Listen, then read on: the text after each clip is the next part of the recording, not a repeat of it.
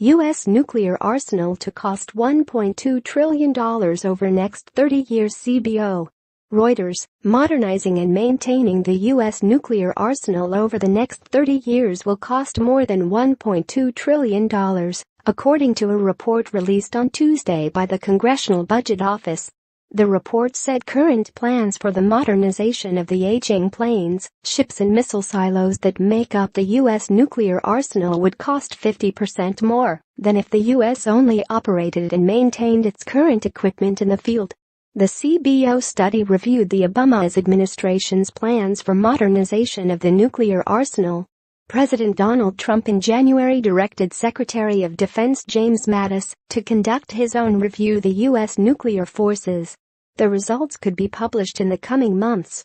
U.S. House Armed Services Committee member Adam Smith, a Democrat from Washington, said of the Obama-era plan, Congress still doesn't seem to have any answers as to how we will pay for this effort or what the trade-offs with other national security efforts will be. The report said costs would rise from $29 billion in 2017 to $47 billion in 2027, before peaking at around $50 billion a year through the early 2030s. Trump has said he wants to ensure the U.S. nuclear arsenal is at the top of the pack, saying the United States has fallen behind in its weapons capacity. U.S. officials have noted that America's nuclear modernization is lagging behind Russia's upgrade of its own nuclear triad.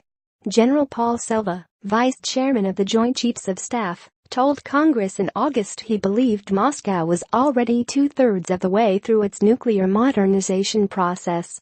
In August, the U.S. Air Force awarded Boeing Company and Northrop Grumman Corporation separate contracts to continue development work on the replacement of the aging Minuteman III intercontinental ballistic missile system, one leg of the nuclear triad.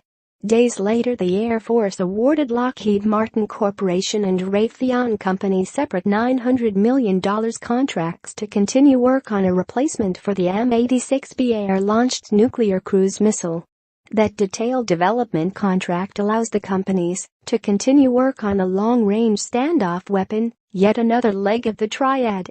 Reporting by Mike Stone in Washington, additional reporting by Idris Ali, editing by Chris Sanders.